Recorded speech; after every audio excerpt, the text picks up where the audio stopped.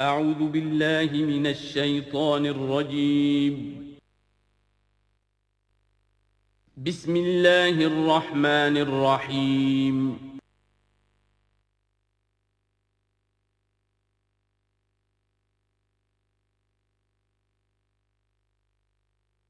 على أفضلهم وخاتم النبيين محمد الأمين وعلى معين. أما بعد فأعوذ بالله من الشيطان الرجيم. بسم الله الرحمن الرحيم. رب اشرح لي صدري ويسر لي أمري واحلل عقدة من لساني يفقهوا قولي. اللهم ربنا آنس وحشتنا في قبورنا وارحمنا بالقرآن العظيم. اللهم اجعله لنا إماما ونورا وهدى ورحمة. اللهم ذكرنا منه ما نسينا وعلمنا منه ما جهلنا وارزقنا تلاوته آناء الليل وآناء النهار واجعله لنا حجة يا رب العالمين آمین. کل دو نشستوں میں تعارف قرآن کے ضمن میں جن عنوانات پر گفتگو ہو چکی ہے ان میں سے ایک تشنا رہا قرآن حکیم کی ترتیب اور تقسیم. اس کی تدوین کے بارے میں گفتگو ہماری مکمل ہو چکی تھی کہ قرآن حکیم کی تدوین 3 مراحل میں مکمل ہوئی. اولاً خود حضور صلی اللہ علیہ وسلم نے اللہ تعالیٰ ہی کے حکم سے قرآن مجید کو مرتب کر دیا اور اس مرتب شکل میں امت کو منتقل کیا. ترتیب معین ہو چکی تھی لیکن وہ کتابی شکل میں ما بین الدفترین جمع نہیں ہوا. اس کے بعد دوسرا مرحلہ آیا حضرت ابوبکر صدیق رضی اللہ تعالی عنہ کے عہد خلافت کے دوران، جب بہت سے حفاظ شہید ہو گئے جنگ یمامہ میں تو تشویش پیدا ہوئی کہ قرآن حکیم کو کتابی شکل کے اندر مرتب بھی کر لیا جائے، جمع کر لیا جائے. چنانچہ یہ کام حضرت ابوبکر صدیق کے عہد خلافت میں پورا ہو گیا اور اس کے لیے مصحف کا نام حضرت عبداللہ ابن مسعود کی تجویز پر حضرت ابوبکر صدیق رضی اللہ تعالی عنہ نے طے کیا. لیکن اس کے چونکہ ابھی پڑھنے کے انداز میں لوگوں کو کافی آزادی دی گئی تھی کہ اپنے اپنے لہجے کے مطابق لوگ پڑھ سکتے ہیں، تو اس سے محسوس ہوا کہ اب اس کے لکھنے کے انداز میں بھی فرق آ رہا ہے. تو اس لیے ضرورت محسوس ہوئی کہ اس کا ایک اسکرپٹ، ایک رسم الخط جو متفق علیہ ہو، اجماعی ہو، وہ طے کر دیا جائے. چنانچہ یہ تیسرا مرحلہ حضرت عثمان رضی اللہ تعالی عنہ کے عہد خلافت میں طے پایا. اسی لیے اس کو اب مصحف عثمانی کہتے ہیں، اس لیے کہ وہ رسم الخط اب ہمیشہ ہمیشہ کے لیے طے ہے. اس کے آفیشیل نسخے تیار کیے گئے اور بڑے بڑے شہروں میں جو بھی اس وقت اس مسلمان ممالک تھے ایک ایک نسخہ بھیج دیا گیا اور باقی نسخے جو ہیں وہ طرف کر دیے گئے. تو اس طریقے سے گویا کہ ربع صدی کے اندر اندر یہ تینوں مرحلے جو ہیں مکمل ہو گئے ہیں. اور جیسا کہ میں نے عرض کیا، سب تسلیم کرتے ہیں کہ جو قرآن آج ہمارے پاس ہے وہ وہی ہے بعینہ جو محمد الرسول اللہ نے اپنی امت کو دیا تھا. البتہ جہاں تک قرآن کی ترتیب اور تقسیم کا تعلق ہے، بعض باتیں تو میں بیان کر چکا ہوں، ان کا صرف اجمالی اعادہ کروں گا. نمبر 1 یہ کہ قرآن کی جو بیسک یونٹ ہے، بنیادی اکائی، وہ آیت ہے.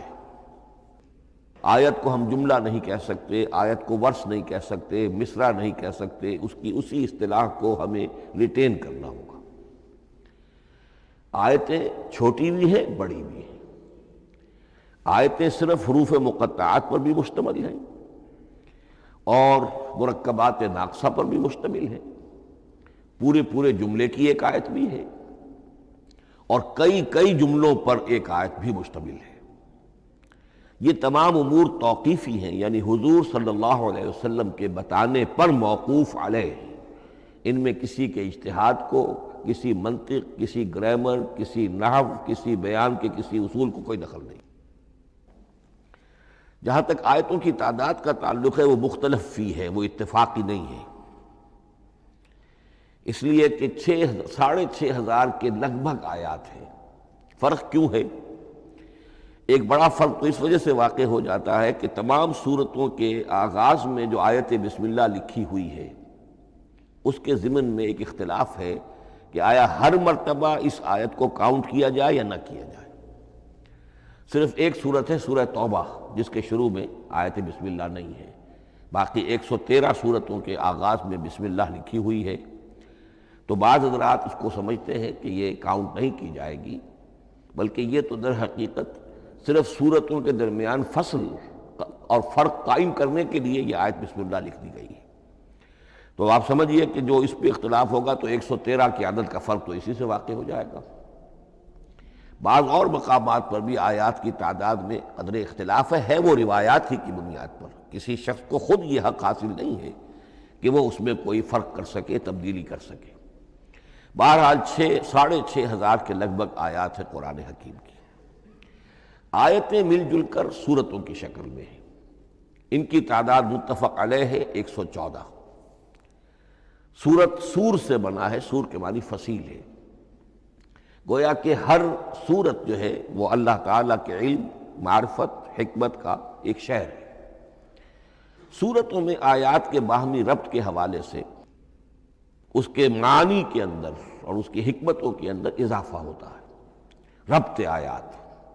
اور جس طریقے سے کہ مختلف موتیوں کو پرو دیا جائے ایک دھاگے میں، اس سے ہار وجود میں آئے، جو ترتیب ہوگی موتیوں کی اس سے ان موتیوں کا حسن دوبالا ہو جائے گا۔ ایسے ہی معاملہ آیات قرآنیہ کا ہے کہ جو ایک سورت کے اندر ہیں، اور ہر سورت کا ایک مرکزی مضمون یا عمود ہوتا ہے، اور تمام آیتیں اس سے منطلق اور اس سے منسلک ہوتی ہیں۔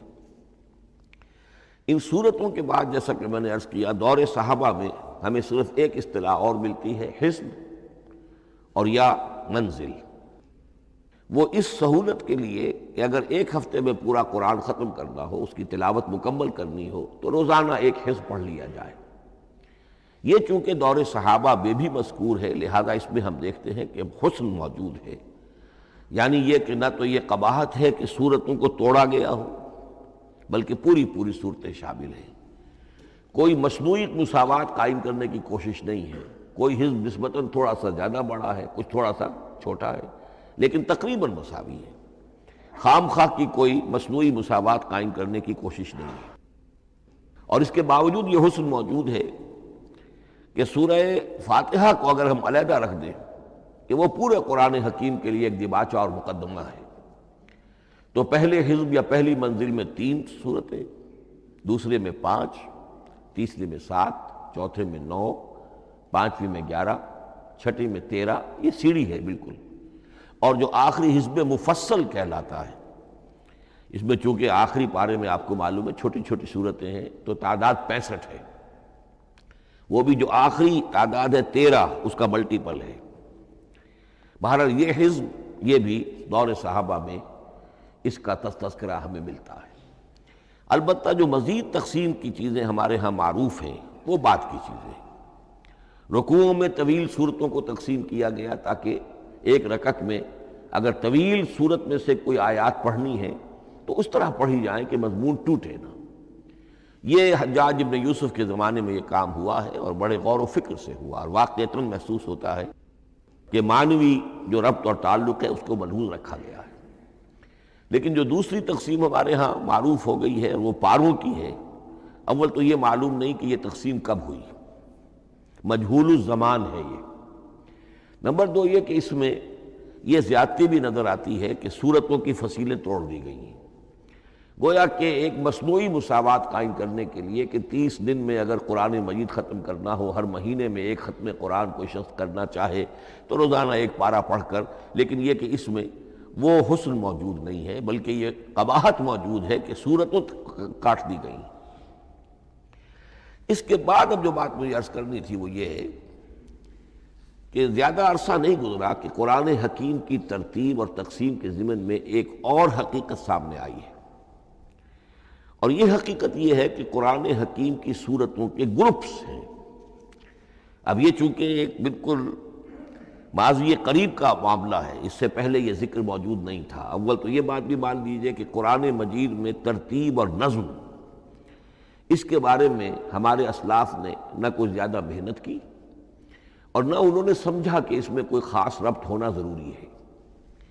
لیکن یہ کہ عہد حاضر میں مولانا حمید الدین فراہی رحمۃ اللہ علیہ ہندوستان میں ایک ایسے عالم پیدا ہوئے کہ جنہوں نے نظم قرآن کو اپنا خاص موضوع بنایا کہ یہ جو آیات باہم جوڑی گئی ہیں تو آخر کوئی حکمت ہے، صورتوں میں جو ربط قائم کیا گیا ہے یقیناً حکمت پر مبنی ہے، ورنہ سب سے سیدھی ترتیب تو جیسا کہ میں نے کل عرض کیا تھا یہ ہوتی ترتیب نزولی سے قرآن کو مرتب کر دیا جاتا۔ لیکن یہ کہ صورتیں آپ کو معلوم ہے طویل صورتوں میں ایسا بھی ہے کہ وہ ایک وقت میں نازل نہیں ہوئی بلکہ متعدد اوقات میں، اور سورہ بقرہ جو ہے وہ تقریباً 2 سال میں اس کی جو تنزیل ہے وہ مکمل ہوئی۔ تو پھر کچھ آیتوں کو جوڑنا، کس کو کہاں رکھنا ہے، کس کو کہاں رکھنا ہے، تو یہ حضور صلی اللہ علیہ وسلم نے خود کیا ہے، اللہ تعالیٰ کے حکم سے کیا ہے، تو یہ چیزیں حکمت سے خالی تو نہیں ہو سکتی۔ تو انہوں نے اس کو خاص اپنا موضوع بنایا اور ان کے سامنے بعض حقائق آئے ہیں، وہ حقائق ہیں جو اب میں آپ کے سامنے بیان کر رہا ہوں۔ اس میں ایک اشکال ہو سکتا ہے، اسے میں چاہتا ہوں کہ پہلے رفع کر دوں کہ یہ چیز اگر ہمارے اسلاف کے نظر میں نہیں آئی اور ان کی توجہ ادھر نہیں ہوئی تو یہ تو گویا کہ ایک بڑی مشکوک سی بات ہوگی۔ قرآن مجید کے علم کے ضمن میں گویا کہ متقدمین کے فہم پر ہمیں کچھ طعن کرنا ہوگا، لیکن یہ بات درست نہیں ہے۔ قرآن مجید ایک ایسی کتاب ہے جس کے بارے میں خود حضور نے جو فرمایا لا تنقضی عجائبہ، اس قرآن کے عجائب کبھی ختم نہیں ہوں، ولا یخلق عن کثرت الرد، بار بار کے پڑھنے سے اس پر کوئی پرانا پن، کوئی بوسیدگی طاری نہیں ہوگی، ولا یشبع منہ العلماء، اور کبھی اہل علم اس سے سیری محسوس نہیں کریں گے۔ تو قرآن مجید لا تنقضی عجائبہ، جیسے جیسے دنیا آگے بڑھ رہی ہے، تمدن آگے بڑھ رہا ہے، علم انسانی جو ہے مادی فزیکل سائنسز کا علم آگے بڑھ رہا ہے، قرآنی حقائق اور مبرہن ہو رہے ہیں، اور واضح ہو رہے ہیں، اور نکھر رہے ہیں۔ بہت سی باتیں ہمارے اسلاف کے علم میں نہیں آ سکتی تھی، اس لیے کہ ابھی انسانی معلومات کا دائرہ بہت ہی محدود تھا۔ ذوالقرنین کون تھے؟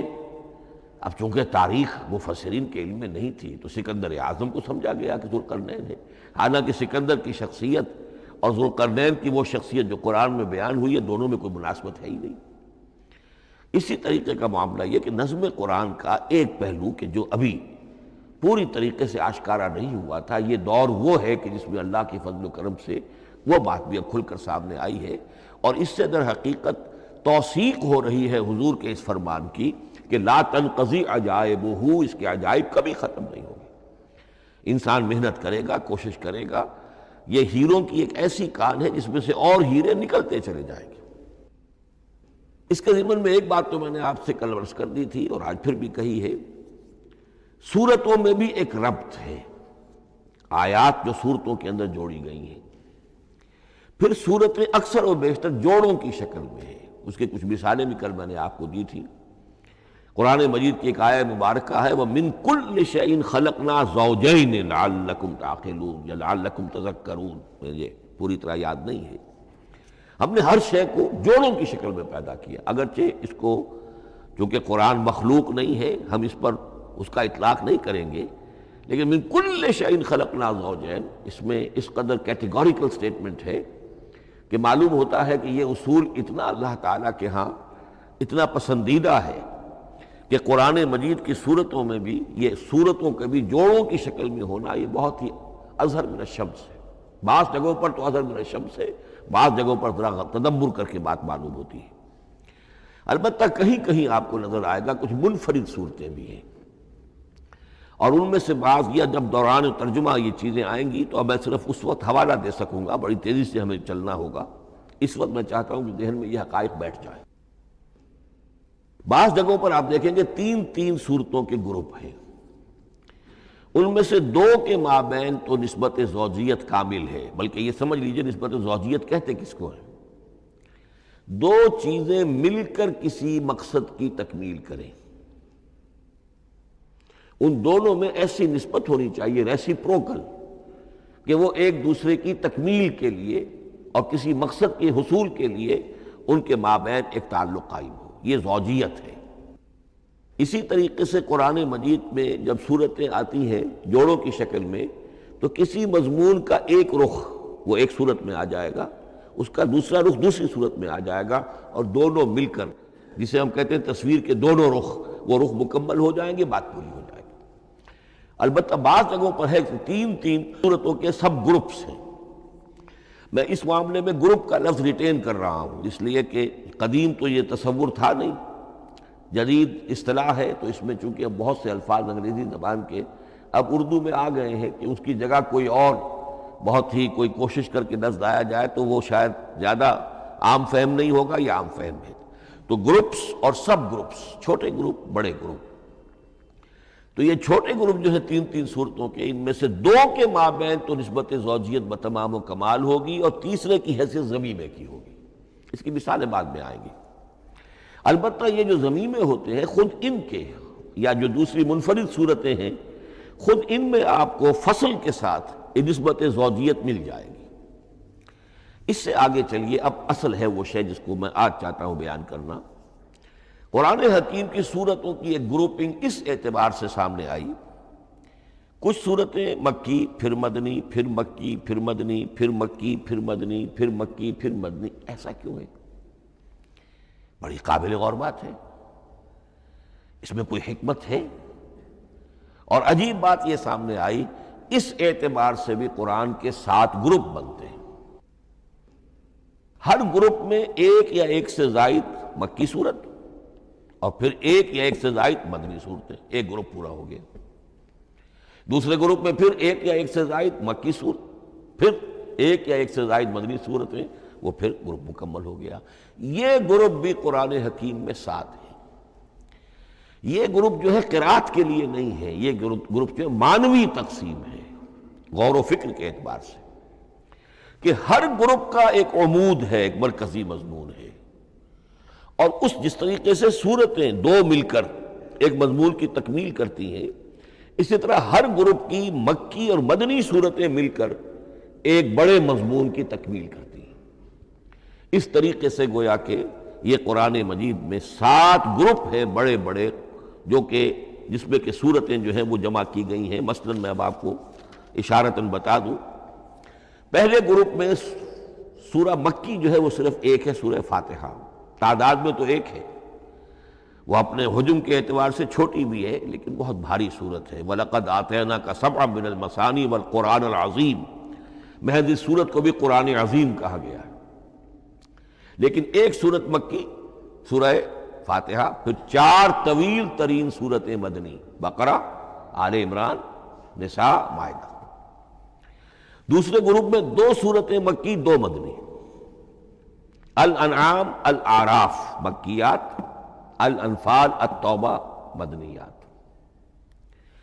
تیسرا گروپ چلتا ہے، 14 صورتیں مسلسل چلی جا رہی ہیں مکی، سورہ یونس سے، سورہ یونس، سورہ ہود، سورہ یوسف، سورہ رعد، سورہ ابراہیم، چلتے جائیے، سورہ حجر، سورہ نحل، سورہ بنی اسرائیل، سورہ کہف، سورہ مریم، سورہ طٰہٰ، سورہ انبیاء، سورہ حج اور سورہ مومنون، 14 صورتیں۔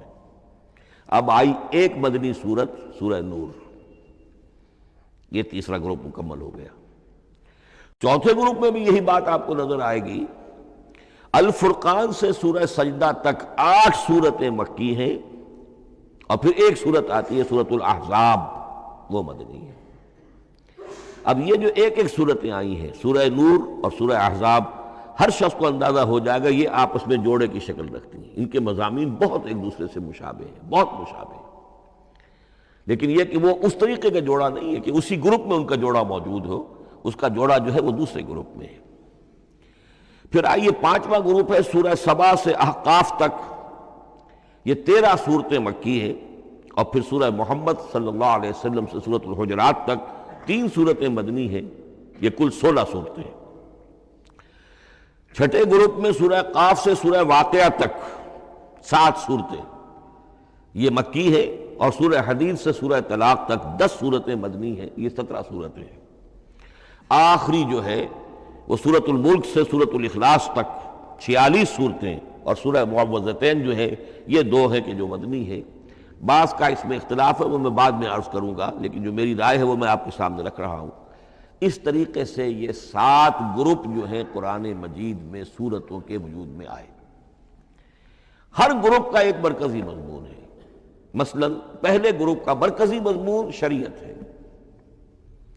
سورہ فاتحہ میں اہدنا الصراط المستقیم، اے اللہ ہمیں سیدھا راہ دکھا، سیدھے راستے کی ہدایت بخش۔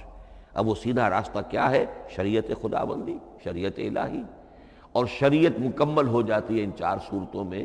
شریعت محمدی کا جو بلو پرنٹ ہے، ابتدائی خاکہ جو ہے، وہ آپ کو سورہ بقرہ میں ملے گا، اور اس کی جو تکمیلی صورتیں ہیں، تکمیلی احکام ہے، وہ سورہ مائدہ۔ اس کے علاوہ اس گروپ میں جو زیادہ زور ہے وہ سابقہ امت مسلمہ سے گفت و شنید۔ سابقہ امت مسلمہ میں یہودی اور نصارہ دونوں شامل ہیں۔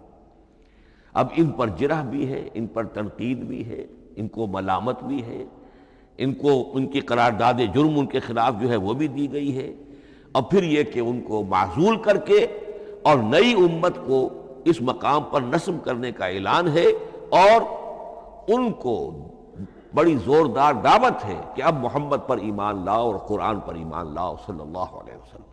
یہ پہلا گروپ ہے۔ اسی طریقے سے ہر گروپ کا، اب یہ ساتھ ساتھ جب ہم چلیں گے تو میں تفصیل کے ساتھ بیان کرتا جاؤں گا کہ اس گروپ کا یہ مرکزی مضمون ہے، اور اس طور سے یہ صورتیں آپس میں ایک دوسرے کے ساتھ مربوط ہیں۔ ان گروپوں میں آپ نے دیکھا ہوگا کہ پہلے اور آخری گروپ ان کی ایک ریسیپروکل سی صورت ہے کہ پہلے گروپ میں مکی صورت صرف ایک چھوٹی سی، اور مدنی صورتیں 4-6 پارے سے زائد پر پھیلی ہیں، جبکہ آخری گروپ میں سارے دونوں پارے جو ہے سورہ ملک سے شروع ہو کر مکی صورتوں پر مشتمل ہے، آخر میں آ کر چھوٹی چھوٹی صورتیں وہ مدنیات ہیں۔ یہ ایک دوسرے کے بالکل ریسیپروکل ہیں، کانورس۔ لیکن دوسرا گروپ ادھر سے اور دوسرا ادھر سے، یعنی چھٹا، یہ بڑے متوازن ہیں۔ 2 صورتیں مکی، 2 مدنی، اور ادھر 7 صورتیں مکی اور 10 مدنی، لیکن 7 صورتیں جو ہیں وہ 3-3 رکوعوں کی ہیں، ان میں سے ایک 4 رکوع کی بھی ہے، اور اکثر و بیشتر وہ جو دوسری ہے وہ 2-2 رکوعوں کی ہے، تقریباً متوازن بنتی ہے۔ تو درمیان میں جو ہے ان میں جو مدنی صورتوں کا حصہ بہت کم ہے، اکثر و بیشتر جو ہے وہ مکی صورتیں ہیں۔ ان مکی صورتوں کے اندر بھی جو 6 گروپ تقریباً بنتے ہیں، اس لیے کہ پہلی گروپ کے اندر تو مکی صورت صرف سورہ فاتحہ ہے، تو ان میں سے پہلے 2 گروپوں میں رسالت کا مضمون مرکزی مضمون ہے، درمیانی 2 گروپوں میں توحید کا مضمون مرکزی مضمون ہے، آخری 2 گروپوں میں انذار آخرت کا مضمون مرکزی مضمون ہے۔ آخری صورتیں آپ کو معلوم ہے سورہ قاف سے شروع ہو کر، تو پھر یہ انذار آخرت جو ہے ان سب کا مرکزی مضمون ہے۔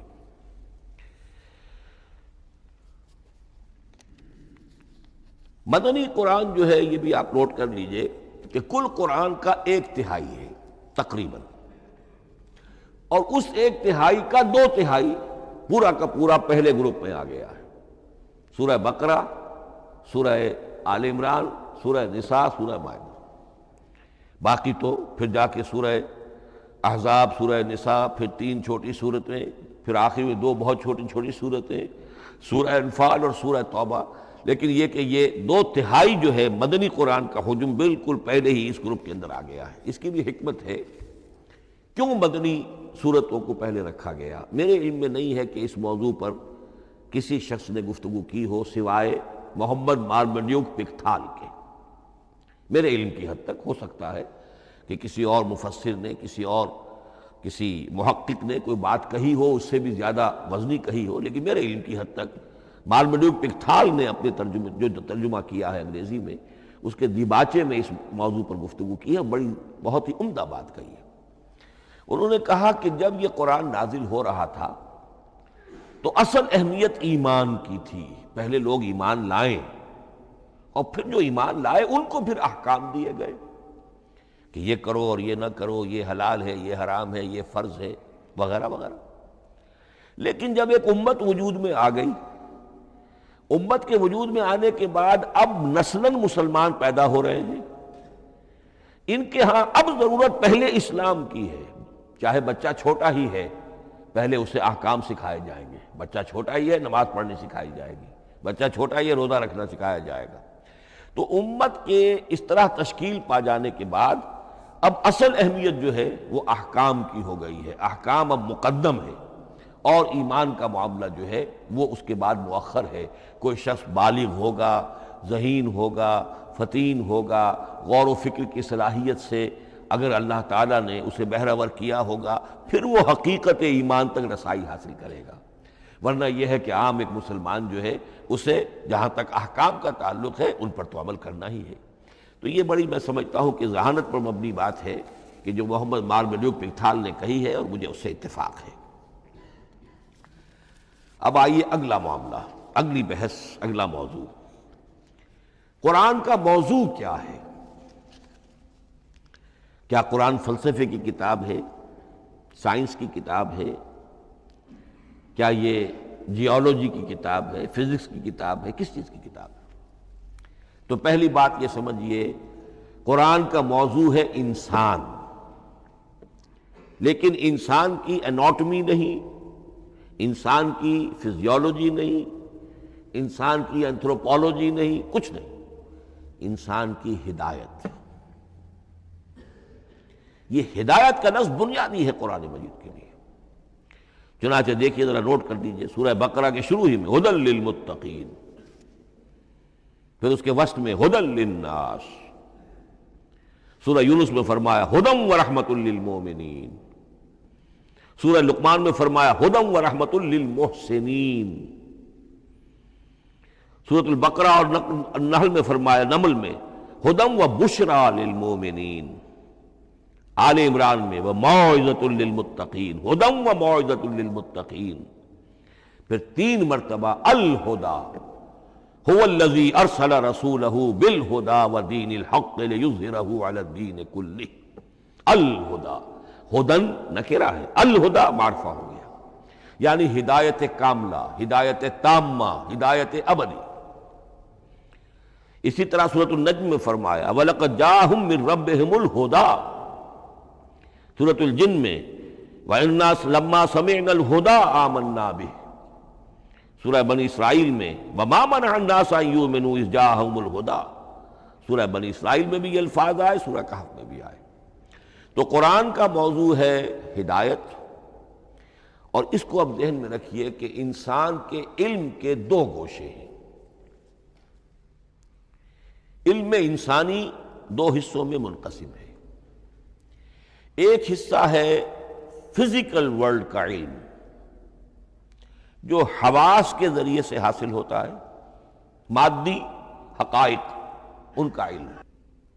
حواس خمسہ، ہمارا دیکھنا، سننا، سونگھنا، چکھنا، چھونا، یہ تمام صلاحیتیں ہیں، ان سے کچھ معلومات حاصل ہوتی ہیں، اور عقل کا یہ کمپیوٹر ان کو پروسیس کرتا ہے، اس سے نتائج نکالتا ہے، نتائج نکال کے سٹور کر لیتا ہے۔ پھر مزید کوئی معلومات حواس کے ذریعے سے حاصل ہوتی ہیں، اب ان کو وہ پھر پروسیس کر کے جو سابق میموری سٹورڈ ہے اس کے ساتھ ریکنسائل کر کے کوئی اور نتیجہ اخذ کرتا ہے۔ اس طرح رفتہ رفتہ رفتہ رفتہ انسان کا یہ علم بڑھتا چلا جا رہا، اور ہم نہیں کہہ سکتے کہ ابھی اور کہاں تک جائے گا۔ آج سے چند 100 سال پہلے بھی انسان تصور نہیں کر سکتا تھا کہ انسانی علم وہاں پہنچ جائے گا جہاں آج پہنچ چکا ہے۔ اس علم کا وحی سے کوئی تعلق نہیں، اس علم کا تعلق ہے علم اسماء سے، جو حضرت آدم میں ودیعت کر دیے گئے تھے بالکل شروع میں۔ سورہ بقرہ کا 4تھا رکوع جو ہے اس کے شروع میں ذکر ہے وَعَلَّمَ آدَمَ الْأَسْمَاءَ كُلَّهَا، اللہ نے آدم کو تمام نام سکھا دیے۔ اور اس کے آخر میں ذکر ہے جب فرشتوں، جب آدم کو اور حوا کو حکم دیا گیا کہ اب زمین میں جا کر اور وہاں کا چارج سنبھالو، تو فرمایا وَإِمَّا يَأْتِيَنَّكُم مِّنِّي هُدًى فَمَن تَبِعَ هُدَايَ فَلَا خَوْفٌ عَلَيْهِمْ وَلَا هُمْ يَحْزَنُونَ۔ وہ علم ہدایت ہے۔ یہ دو چیزیں بالکل علیحدہ ہیں۔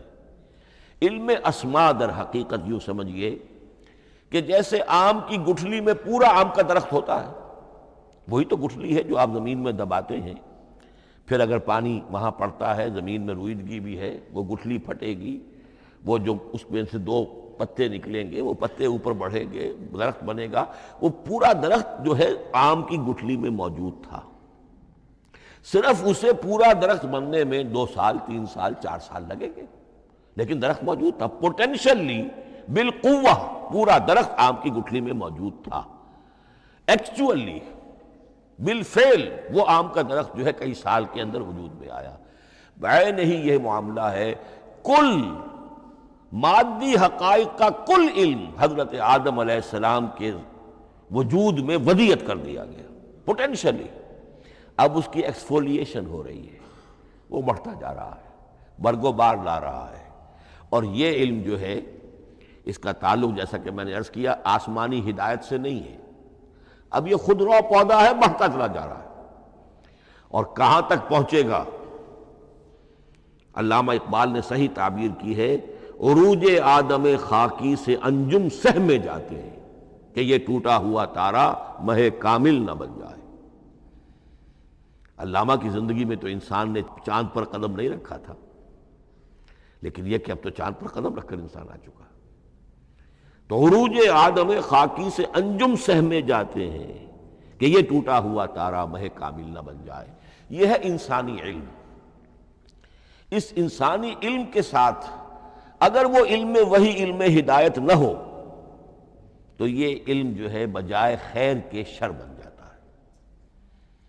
آج وہ شیطانی قوت بن چکا ہے، وہ علم ہلاکت کا سامان بن چکا ہے، تباہی کا ذریعہ بن چکا ہے۔ لیکن اس کے ساتھ دوسری بات ضروری تھی جو کہ وحی کے ذریعے سے آنے والا علم تھا، فَإِمَّا يَأْتِيَنَّكُم مِّنِّي هُدًى فَمَن تَبِعَ هُدَايَ فَلَا خَوْفٌ عَلَيْهِمْ وَلَا هُمْ يَحْزَنُونَ۔ یہ علم الہدایت جو ہے یہ در حقیقت قرآن حکیم میں آ کر مکمل ہو گیا ہے۔ اس کے لیے بھی میں چاہتا ہوں کہ بات آپ سمجھ لیں، اس میں جو ارتقاء ہوا ہے، پہلی کتابیں نازل ہوئیں ان میں بھی ہدن تو تھی، کل بھی میں نے آپ کو آیت سنائی تھی سورہ مائدہ کی، انا انزلنا التوراۃ فیہا ہدی و نور، ہم نے تورات نازل کی تھی، اس میں ہدایت بھی تھی، نور بھی تھا۔ اسی رکوع میں 7واں رکوع ہے وہ سورہ مائدہ کا، انجیل کے بارے میں، فیہ ہدی و نور، اس میں بھی ہدن بھی تھی، ہدایت بھی تھی، نور بھی تھا۔ لیکن یہ ہدایت اور یہ نور درجہ بدرجہ ترقی کر رہا ہے، یہاں تک کہ کامل ہوا ہے، قرآن میں آ کر الہدا بن گیا ہے۔ اب یہ ہدن نہیں، الہدا، کامل ہدایت نامہ۔ اس کی وجہ کیا ہے؟ دیکھیے، ایک بچے کو اگر آپ تعلیم دینا چاہتے ہیں تو اس کی ذہنی سطح کو ملحوظ رکھے بغیر تو نہیں دے سکتے۔ آپ چاہے پی ایچ ڈی استاد رکھ دیں کسی بچے کے لیے، بچہ بھی پرائمری کی تعلیم پا رہا ہے، وہ پی ایچ ڈی کا استاد کیا کچھ پلا دے گا اس کو، کیا پڑھا دے گا اس کو؟ اس کی اپنی استعداد جو ہے ابھی اتنی کم ہے کہ اسی کی مناسبت سے اسے تعلیم دی جائے گی، رفتہ رفتہ وہ آگے بڑھے گا، یہاں تک کہ وہ اپنے پوری عقل کے اور شعور کی پوری شدت اور قوت کو پہنچ جائے گا، بلوغت کو پہنچ جائے گا۔ اب اسے آخری علم پڑھایا جائے گا، اب اسے فلسفہ پڑھایا جائے گا، پہلے وہ ہسٹری پڑھ رہا تھا، اب فلسفی آف ہسٹری پڑھے گا۔ اس حوالے سے تدریجاً اللہ تعالیٰ نے تورات میں صرف احکام ہے، حکمت ہے ہی نہیں، انجیل میں حکمت ہے، احکام ہے ہی نہیں، دونوں مل کر ایک بات کو مکمل کرتی ہیں۔ تورات میں صرف احکام ہے، حکمت ہے ہی نہیں۔ جیسے کہ میں نے عرض کیا تھا، بچے کو آپ بتا دیتے ہیں بھئی روزہ ٹوٹ جاتا ہے اس طریقے سے، روزے کا مطلب یہ ہے اب دن بھر کھانا کچھ نہیں ہے، چاہے بچہ ابھی 6 سال کا ہے، 7 سال کا ہے، 8 سال کا ہے، آپ بتا رہے ہیں احکام تو دے دیے جائیں، یہ کرو یہ نہ کرو، یہ ڈوز ہیں یہ ڈونٹس ہیں۔ تو احکام عشرہ، دی 10 کمانڈمنٹس، احکام دیے گئے، حکمت نہیں۔ ابھی حکمت کا تحمل ان کے لیے ممکن نہیں تھا، ابھی وہ عہد طفولیت ہے نوع انسانی کا۔ یوں سمجھیے کہ آج سے 3500 سال قبل کا انسان، 1400 قبل مسیح میں تورات دی گئی ہے حضرت موسیٰ علیہ السلام کو۔ اب یہ 2000 مسیح آنے والا ہے تو 3400 سال پہلے کی بات ہے، تو انسانی ذہن ابھی جس سطح پر تھا، یہاں تک کہ 2000 سال پہلے حضرت مسیح علیہ السلام کے بھی الفاظ انجیل میں موجود ہیں، اب بھی موجود ہیں۔ اپنے حوارین سے آپ نے فرمایا تھا ابھی مجھے تم سے اور بھی بہت سی باتیں کہنی تھیں، مگر ابھی تم ان کا تحمل نہیں کر سکو گے، جب وہ فارقلیت آئے گا تو تمہیں سب کچھ بتائے گا۔ یہ پیشن گوئی تھی محمد الرسول اللہ صلی اللہ علیہ وسلم۔ ابھی تم تحمل نہیں کر سکتے، ابھی 600 برس اور چاہیے تمہاری ذہنی بلوغت کے لیے۔ تو الہدا مکمل ہوا ہے قرآن حکیم میں آ کر۔ البتہ ایک نقطہ اس میں نوٹ کیجئے، قرآن مجید اگرچہ کتاب ہدایت ہے، سائنس کی کتاب نہیں ہے، لیکن اس میں سائنٹیفک فینومینا کی طرف اشارے موجود ہیں، چونکہ قرآن مجید ان تمام جو بھی یہ کائناتی حقائق ہیں ان سب کو آیات الہیہ قرار دیتا ہے۔ ان فی خلق السماوات والارض واختلاف اللیل والنہار والفلک التی تجری فی البحر بما ينفع الناس وما انزل اللہ من السماء من ماء فاحیا بہ الارض بعد موتها وبث فیہا من کل دابۃ وتصریف الریاح والسحاب المسخر بین السماء والارض لآیات لقوم یعقلون۔ یہ سب نشانیاں ہیں اللہ کی قدرت، اللہ کی عظمت، اللہ کے علم کامل، اللہ کی حکمت بالغہ، سب نشانیاں۔ تو یہ جو فزیکل فینومینا ہیں ان کی طرف قرآن ریفر کرتا ہے۔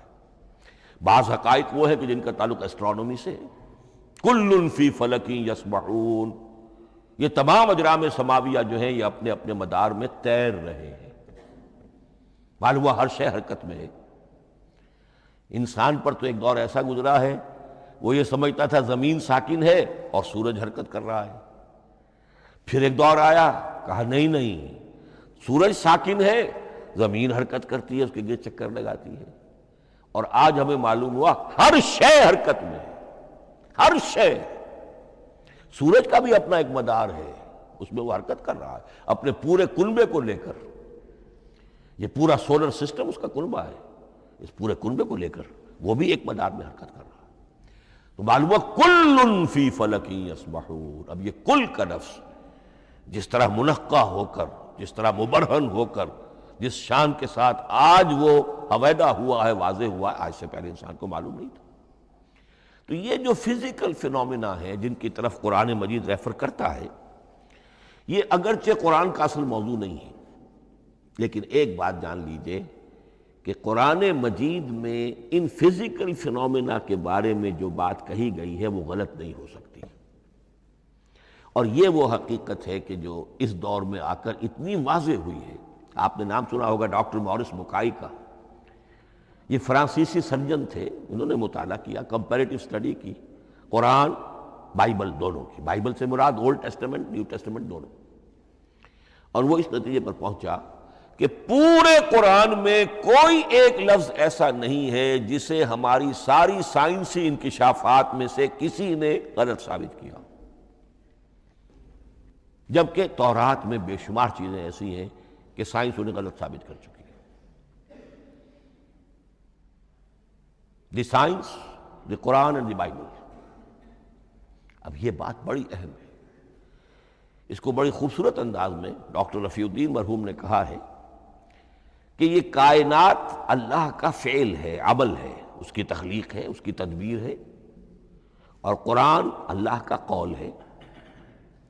قول و عمل میں تضاد ممکن نہیں، عام انسان کے قول و عمل میں تضاد ممکن نہیں، اللہ کے قول و فعل میں اور قول و عمل میں تضاد ہو سکتا ہے۔ ہاں یہ ہو سکتا ہے کہ ایک دور میں انسانوں نے بات سمجھی نہ ہو، ان کا ذہن وہاں تک پہنچا نہ ہو، ان کی معلومات کا دائرہ ابھی اس حد تک ہو کہ ان حقائق تک نہ پہنچا ہو، لیکن جیسے جیسے وقت آئے گا مزید حقائق منکشف ہوں گے، اور یہ بات اور زیادہ سے زیادہ واضح سے واضح تر ہوتی چلی جائے گی کہ جو کچھ قرآن میں لکھا ہے وہی برحق ہے۔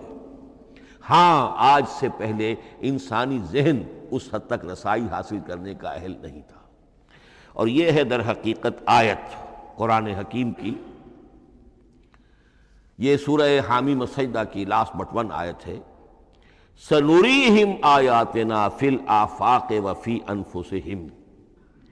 حتی یتبین لہم انہ الحق، ہم انہیں دکھاتے چلے جائیں گے اپنی نشانیاں آفاق میں بھی انفس میں بھی. سنریہم آیاتنا فی الآفاق وفی انفسہم حتی یتبین لہم، یہاں تک کہ یہ بات پوری طرح نکھر کر مبرہن ہو کر ان کے سامنے واضح ہو جائے گی انہ الحق، کہ قرآن حق ہے. اور اسی کی حقیقت جو ہے، جیسا کہ میں نے عرض کیا، ایک تو مورس بکائی کو ذہن میں رکھیے، اور ایک اور شخص کینیڈا میں ایک بہت بڑا ڈاکٹر ہے کہ جو ایمبریولوجسٹ ہے، اور اس کی جو ٹیکسٹ بکس ہے جو ایمبریولوجی پر، علم جنین یعنی رحم مادر میں جو بچے کی پرورش ہوتی ہے کیسی ہوتی ہے، کن کن سٹیجز سے گزر کر ہوتی ہے، یہ علم جنین یا ایمبریولوجی.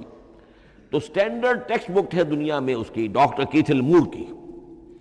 اور وہ حیران رہ گیا کہ میں نے جب قرآن کا مطالعہ کیا کہ آج سے 1400 برس قبل، جبکہ نہ مائکروسکوپ تھی نہ ڈسیکشن ہوتا تھا ابھی ہیومن باڈی کا، یہ حقائق جو قرآن بیان کر رہا ہے، وَلَقَدْ خَلَقْنَا الْإِنسَانَ مِنْ صُلَالَةٍ مِّن مَّاءٍ مَّهِينٍ ثُمَّ جَعَلْنَاهُ نُطْفَةً فِي قَرَارٍ مَّكِينٍ ثُمَّ خَلَقْنَا النُّطْفَةَ عَلَقَةً فَخَلَقْنَا الْعَلَقَةَ مُضْغَةً فَخَلَقْنَا الْمُضْغَةَ عِظَامًا فَكَسَوْنَا الْعِظَامَ لَحْمًا. یہ کہاں سے معلوم ہوئے؟ اور واقعہ یہ ہے کہ اس سے زیادہ صحیح تعبیر ممکن نہیں. تو یہ حقائق ذہن میں رکھیے کہ اگرچہ قرآن مجید سائنس کی کتاب نہیں ہے، لیکن جن سائنسی حقائق یا جن سائنسی فنومینا کی طرف قرآن نے ریفر کیا ہے وہ یقیناً حق ہے، چاہے تاحال ہم ان کی حقانیت کو نہ سمجھ پائیں. مثلا آج بھی مجھے نہیں معلوم کہ قرآن جو 7 آسمان کہتا ہے تو وہ 7 آسمان سے کیا مراد، مجھے نہیں معلوم. لیکن مجھے یقین ہے کہ ایک وقت آئے گا کہ انسان سمجھے گا کہ ٹھیک ٹھیک یہ الفاظ جو ہیں 7 آسمان، یہ منطبق ہوتے ہیں اس حقیقت پر جو آج ہمارے علم میں آئی ہے، پہلے نہیں آئی تھی. البتہ ایک اور نقطہ جو بہت اہم ہے عملی اعتبار سے، میں نے اسی لیے یہ ساری تمہید کی ہے کہ قرآن سائنس کی کتاب نہیں ہے، نہ سائنس کی ہے نہ ٹیکنالوجی کی ہے. اس حوالے سے ایک بڑا منطقی نتیجہ نکلتا ہے، اور وہ یہ ہے کہ اگر ہمارے اسلاف نے قرآن کی ان آیات کا کوئی خاص مفہوم معین کیا اپنے دور کی معلومات کی سطح پر، ہمارے لیے لازم نہیں ہے کہ ہم اس کی پیروی کریں. سائنسی فنومینا کو جو سائنسی ترقی ہو رہی ہے اس کے حوالے سے سمجھیں گے. یہاں تک کہ اب آخری بات عرض کر رہا ہوں، خود حضور کا فرمان بھی اس میں قطعی نہیں ہوگا. یہ بات بہت ثقیل اور گراں گزرے گی بہت سے لوگوں پر. سائنس اور ٹیکنالوجی میں اگر حضور کی کوئی حدیث بھی سامنے آ جائے تو اس کو بھی ہم کوئی دلیل قطعی نہیں سمجھیں گے. اس کی وجہ کیا ہے؟ ایک واقعہ بہت اہم ہوا حضور کی زندگی میں. حضور جب ہجرت فرما کر تشریف لائے مدینہ منورہ، تو آپ کو معلوم ہے کہ حضور کی پیدائش مکے کی، ساری زندگی آپ نے وہاں گزاری. وہ وادی غیر ذی زرع ہے، وہاں کوئی پیداوار، کوئی زراعت، کوئی کاشت ہوتی نہیں تھی. آپ کو کوئی تجربہ سرے سے نہیں تھا. ہاں تجارت کا تجربہ تھا، بھرپور تجارت کی تھی. یہاں آئے تو آپ نے دیکھا کھجوروں کے سلسلے میں انصار مدینہ تعبیر نخل، وہ اس کا ایک اصطلاح ہے. کھجور ایک ایسا پودا ہے جس کا ایک فیمیل فلاور ہوتا ہے اور ایک میل علیحدہ. اب میل فلاور اور فیمیل فلاور ان دونوں کو قریب لے آئیں تو اس سے اس بات کا زیادہ امکان ہو جاتا ہے فرٹیلائزیشن ہو اور پھل بنے اور زیادہ آپ کو پھل حاصل ہو، فصل زیادہ ہو. اگر وہ فاصلے پر رہیں گے تو ہو سکتا ہے کہ اس کا امکان کم ہو، تو وہ ان کو قریب جوڑ دیتے تھے. حضور نے دیکھا تو آپ نے فرمایا کہ آپ لوگ ایسا نہ کریں تو کیا ہے، یعنی نیچر جو ہے، nature can take care of it self.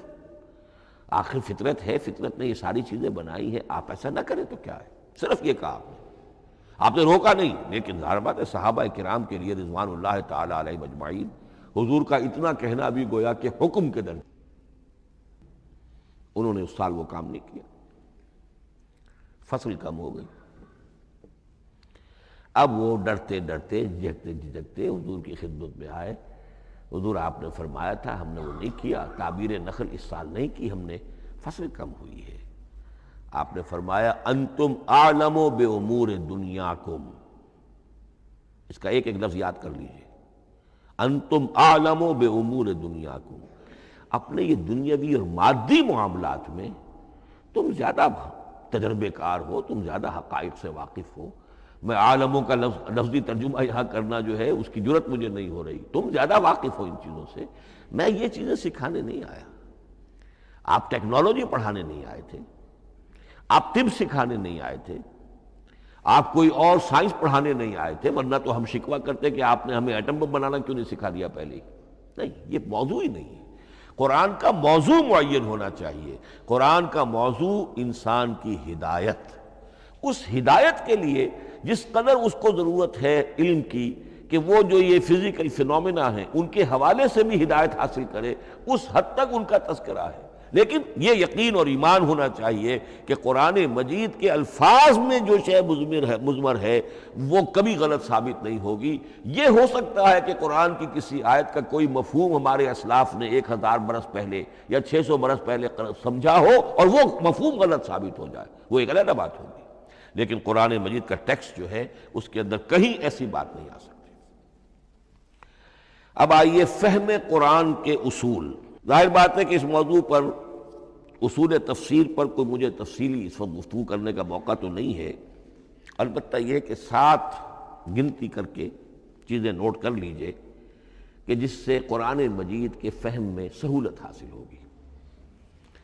پہلی بات وہ جو کسی درجے میں پہلے بھی سامنے آ چکی ہے، قرآن کا اسلوب استدلال منطقی نہیں ہے، فطری ہے۔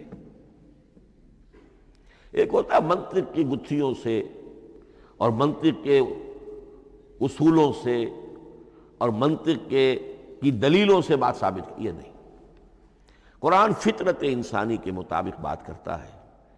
ایک ان پڑھ شخص بھی قرآن کو اپنے سے دور یا اپنے آپ کو قرآن سے دور نہیں سمجھے گا اگر ذرا سا وہ قرآن کو سمجھ سکتا بس۔ لیکن یہ ہے کہ قرآن مجید کا جو اسلوب ہے وہ ایک تو یہ کہ منطقی نہیں، فطری ہے، یا اس میں اگر ایک لفظ کا اضافہ کیا جائے خطابی ہے۔ خطابی کیا ہوتا ہے؟ جو میں کل عرض کر چکا ہوں، خطبے کی ایک شان ہوتی ہے، وہ دلیل کے ساتھ ساتھ جذبات سے بھی اپیل کرتا ہے، اور اس میں آپ کو ایک اپنے باطن میں جھانکنے کی دعوت دی جاتی ہے۔ تم ذرا اپنے باطن میں جھانک کر دیکھو۔ بعض آیات ایسی ہیں، بڑی پیاری آیات ہیں، افی اللہ شک فاطر السماوات والارض، بس کیا اللہ کی ہستی میں بھی کوئی شک ہو سکتا ہے جو آسمانوں اور زمین کا پیدا کرنے والا ہے؟ غور کرو، سوچو۔ تو یہ صرف آپ کے دروں بینی، آپ کو اپنے اندر جھانکنے کی دعوت ہے۔ اسی طرح اَإِنَّكُمْ لَتَشْهَدُونَ أَنَّ مَعَ اللَّهِ آلِهَةً أُخْرَىٰ، کیا واقعتاً تم اس کی گواہی دیتے ہو کہ اللہ کے ساتھ کوئی اور بھی الہ ہے؟ یہ گویا کہ کسی کے آنکھوں میں آنکھیں ڈال کر پیئرسنگ آئیز کے ساتھ کسی سے سوال کرنا، کیا واقعی؟ اور اس میں در حقیقت کون سی ہے پس منظر میں؟ یہ بنائے ہوئے ڈھکوسلے ہیں، ان پر خود تمہارا دل مطمئن نہیں ہے۔ تم کہتے تو ہو یہ ہمارا عقیدہ ہے اور یہ ہماری بات ہے اور یہ ہمارا موروثی عقیدہ ہے، ھذا ما وجدنا علیہ آباءنا، ہم نے آباء، لیکن واقعتاً غور تو کرو، کیا واقعی تم گواہی دیتے ہو کہ اللہ کے سوا کوئی اور الہہ بھی موجود ہے؟ اس کو آپ کہیں گے خطابی انداز۔ نمبر 2، قرآن حکیم میں 2 طرح کی آیات ہیں، محکمات اور متشابہات۔ یہ سورہ آل عمران کے شروع میں یہ بہت اہم مضمون جو ہے وہ آ گیا ہے۔ هو الذی انزل علیک الکتاب منہ آیات محکمات ہن ام الکتاب واخر متشابہات، آل عمران آیت نمبر 7۔ اب یہ جو متشابہات ہیں یہ کون سی ہیں اور محکمات ہیں وہ کون سی ہیں، اس کو ذہن میں رکھیے۔ نمبر 1، محکم قطعی، تمام جتنی بھی آیات احکام ہیں وہ محکم، یہ کرو یہ نہ کرو، یہ جائز یہ حرام، آیات احکام محکم، اسی ایک مادے سے لفظ بنا ہے، یہ محکم بھی اور احکام حکم۔ البتہ عالم غیب کی ساری خبریں متشابہات میں سے، عالم غیب ہو، عالم ارواح ہو، عالم برزخ ہو، عالم آخرت ہو، ان کے تمام حقائق یہ متشابہات میں سے، ان کو ہم حقیقتاً سمجھ نہیں سکتے، ہمارا تجربہ ہی نہیں، ہمارا کوئی مشاہدہ ہی نہیں۔ جیسا کہ ایک حدیث میں آیا ہے، جنت کی جو بھی نعمتیں ہیں، ایک تو وہ نعمتیں جن کا ذکر قرآن میں ہے اور ان الفاظ میں ہے جن سے ہم واقف ہیں۔ اب ان میں تو یہ ہے کہ حور و قصور اور پھل اور یہ اور دودھ اور شہد اور وغیرہ وغیرہ وغیرہ، وہ چیزیں ہم جانتے ہیں، تو وہ بھی حق ہے، ایسے ہی ہوں گی، اتو بہ متشابہہ، لیکن یہ صرف نزل ہے، یہ تو ابتدائی مہمان نوازی ہے۔ نزل من غفور الرحیم، جو اصل ضیافت ہونی ہے اہل جنت کی، اس کے بارے میں فرمایا وہ نعمتیں دینے ملیں گی، ما لا عین رات ولا اذن سمعت وما خطر علی قلب بشر، جو نہ کسی آنکھ نے کبھی دیکھی، نہ کسی کان نے کبھی سنی، نہ کسی انسان کے دل پر ان کا خیال تک وارد ہو، انہیں ہم کیا سمجھیں گے؟ تو عالم برزخ، عالم آخرہ، عالم غیب، عالم ارواح، ان کی تمام چیزوں کو ہم آیات متشابہات میں سے سمجھیں گے۔ البتہ یہ جو سائنٹیفک فنومینا والی باتیں ہیں مادی علوم کی، ان میں یہ ہے کہ متشابہ اور محکم ہونے کا معاملہ بدلتا چلا جا رہا ہے۔ جب تک وہ ہمارا سائنسی علم وہاں تک نہیں پہنچا تھا، وہ آیت ابھی متشابہ تھی، سمجھ میں نہیں آ رہی تھی، لیکن اب جب کہ وہ بات وہاں پہنچ گئی اور کھل گئی بات، اب معلوم ہوا کل فی فلک یسبحون، اب یہ آیت محکمات میں آ گئی، اب یہ وہ بات نہیں رہی کہ جس کا صحیح مفہوم سمجھنا ہمارے لیے مشکل ہو۔ تیسری بات، تفسیر اور تعویل میں کیا فرق ہے؟ تفسیر کا عام طور پر لفظ استعمال ہوتا ہے لفظی طور پر، الفاظ کی بحث، نحوی بحث، قواعد گرامر جو ہے ان کے حوالے سے جو بحث کی جائے گی وہ تفسیر ہے، اور اس کی اصل حقیقت اور مدلول کو سمجھنے کی جو کوشش کی جائے گی وہ تعویل ہے۔ تو یہ دو الفاظ جو ہیں یہ مختلف ہوں گے، تفسیر اور تعویل۔ نمبر 4، تعویل عام اور تعویل خاص، یہ بہت اہم موضوع ہے۔ دیکھیے قرآن مجید نازل ہوا ایک خاص ٹائم اینڈ سپیس پس منظر میں، آج سے 1400 برس قبل 610 عیسوی سے لے کر 632 عیسوی تک نازل ہوا، حجاز میں نازل ہوا۔ اس کی ایک اولین مخاطب قوم تھی، وہ ان پڑھ قوم تھی، پڑھے لکھے شاذ الشاذ کالمعدوم کے درجے میں تھے، وہاں فلسفے کا سوال نہیں، کوئی منطق کی بات نہیں، کچھ بھی نہیں، اور اولین مخاطب وہی ہیں، اور جو بھی حالات ہیں اس وقت کے ان کے حوالے سے بات کی جا رہی ہے۔ اب قرآن مجید کی ہر آیت پر اولاً غور ہوگا اس اعتبار سے، جب یہ نازل ہوئی ہے تو اس کا اس وقت کیا مفہوم سمجھا گیا، اس خاص کانٹیکسٹ میں، ٹائم اینڈ سپیس کانٹیکسٹ میں کیا مفہوم سمجھا گیا، یہ ہے تعویل خاص۔ لیکن اب دوسری طرف دیکھیے، یہی کتاب ہدایت ہے ابد الآباد تک کے لیے، اسی کتاب کو 20ویں صدی عیسوی کے انسان کے لیے بھی ہدایت نامہ بننا ہے۔ اگر دنیا طویل ہے اور 500 برس تک ہے تو 25ویں صدی عیسوی کے انسان کے لیے بھی ہدایت نامہ یہی کتاب بننی ہے۔ یہ عرب کے امیین کے لیے ہدایت نامہ تھی تو ایران کے فلسفیوں کے لیے بھی تو ہدایت نامہ تھی۔ لہذا ان الفاظ کے اندر یہ قرآن کے اعجاز کا وہ پہلو ہے جو بہت نمایاں ہے، کہ ان الفاظ کے اندر کہ جو ایک خاص کانٹیکسٹ میں نازل ہوئے اور اس وقت ان کا ایک معین مفہوم سمجھا گیا، انہی میں وہ عموم بھی موجود ہے کہ اسی سے ہمیشہ کے لیے ہدایت اخذ کی جا سکتی ہے۔ اس کو ہم کہیں گے تعویل عام، اس کانٹیکسٹ سے ذرا نکال کر اب اس آیت کے الفاظ، اس کا در و بست، اس کا ما سبق، اس کے بعد ما بعد، سیاق و سباق، اس کے حوالے سے بیٹھ کر بات کی جائے۔ تعویل خاص میں شان نزول پیش نظر رہے گا، تعویل عام میں اس آیت کے الفاظ، ان کا در و بست، اور آیت کا سیاق و سباق یہ زیادہ زیر بحث رہے گا، تو معلوم ہوا کہ یہ دونوں چیزیں اپنی اپنی جگہ اہم ہیں۔ نہ تو انسان صرف تعبیر خاص تک اپنے آپ کو محدود کر لے، اگر وہ کرے گا تو گویا کہ وہ صرف اس دور کا قرآن پڑھ رہا ہے، آج کا قرآن وہ نہیں پڑھ رہا۔ قرآن کے اندر تو واقعتاً یہ شان ہے کہ میں جس کے لیے الفاظ یہ استعمال کیا کرتا ہوں کہ ہر دور کے افق پر ایک خورشید تازہ کے مانند طلوع ہوگی یہ کتاب۔ معلوم ہوگا آج کا قرآن ہے، یہ ہمیں آج ملا ہے قرآن، اور گویا کہ آج جو ہمیں مسائل درپیش ہے ان کا حل ہے جو یہ قرآن پیش کر رہا ہے۔ یہ اس کا اعجاز ہے، یہ اس کا کمال ہے۔ اس اعتبار سے نوٹ کیجئے تعویل خاص اور تعویل عام، یہ الفاظ چونکہ بار بار دورہ ترجمہ آئیں گے تو اس لیے میں نے ان اصطلاحات سے چاہا کہ آپ واقف ہو جائیں۔ ایک اور اس میں بات سمجھنے کی ہے تذکر اور تدبر۔ قرآن سے بنیادی ہدایت حاصل کر لینا، اس کے لیے قرآن انتہائی آسان ہے۔ وَلَقَدْ يَسَّرْنَا الْقُرْآنَ لِلذِّكْرِ فَهَلْ مِن مُدَّكِرٍ۔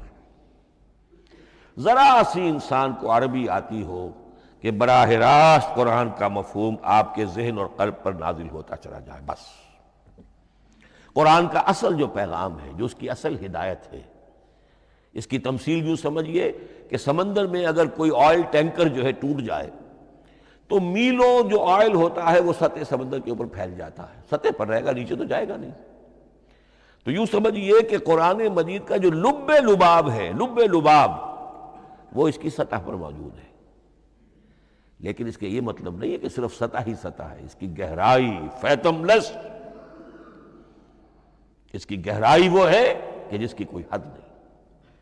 اب اس کے لیے تعمق، گہرائی میں غوطہ زنی کرنا، قرآن میں ہو غوطہ زن اے مرد مسلمان، اس کے اعتبار سے یہ دنیا کی مشکل ترین کتاب، اچھی طرح سمجھ لیجیے، اس کی تہہ تک پہنچنا ممکن ہی نہیں۔ غلطی سے ہم کبھی کبھی کسی شخص کی مدح کرتے ہوئے کہہ دیتے ہیں فلاں شخص کو قرآن پر بڑا عبور حاصل ہے۔ ایک عالم دین نے یہ الفاظ میرے بارے میں کہہ دیے تھے، میں نے فوراً ٹوک دیا، میں نے کہا آپ کیا، یہ قرآن کی آپ نے گویا کہ قرآن مجید کی شان میں گستاخی کی ہے، قرآن کی توہین کی ہے۔ عبور کہتے ہیں ایک کنارے سے دوسرے کنارے کو چلے جانا، دریا عبور کر لیا، قرآن کے کنارے ہے ہی نہیں، یہ ناپیدا کنار سمندر ہے، اس سمندر کا کوئی کنارہ نہیں، نہ اس کی گہرائی اور نہ اس کے کنارے۔ لہذا پوری زندگی کوئی امام راضی ہو، کوئی زمخشری ہو، کوئی ہو، پوری زندگی کھپا کر بھی وہ یہ نہیں کہہ سکے گا کہ میں نے قرآن مجید کو بتمام و کمال سمجھ لیا ہے۔ معاذ اللہ، معاذ اللہ، معاذ اللہ، ناممکن۔ وراء الورا ثم وراء الورا، یہ ہے تذکر اور تدبر۔ اس کے لیے تو پوری زندگی انسان کھپائے، پورا وقت اس کے لیے لگائے، پوری صلاحیت کھپا دے، تب بھی وہ بہت سی جگہوں پر پھر بھی کہے گا واللہ عالم۔ امام راضی کو بھی نہ معلوم کتنے مقامات پر جا کر یہ کہنا پڑا ہے کہ اللہ بہتر جانتا ہے۔ اعلم ان ھذا المقام مقام غامض عمیق محیب، یہ مقام تو بہت محیب ہے، پرہیبت ہے، بہت گہرا ہے، بہت غامض ہے۔ امام راضی کہہ رہے ہیں، 30 جلدوں میں تفسیر لکھنے والا شخص۔ اقول قولی ھذا واستغفر اللہ لی ولکم ولسائر المسلمین۔